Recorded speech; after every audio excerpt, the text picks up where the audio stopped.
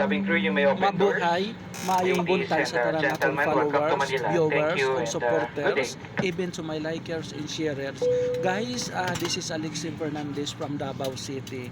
I thank God because kalalapag lang ng eroplano na sinakyan ko from Davao City to Manila. Actually, karon lang, kalalapag lang, 3:46 early in the morning. Ako ang flight PR2808 Philippine Airlines. So I would like to thank to the Philippine Airlines for the good service.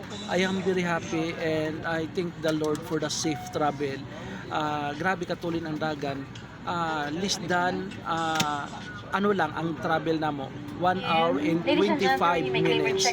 Thank you everyone. Continue to follow me. Continue to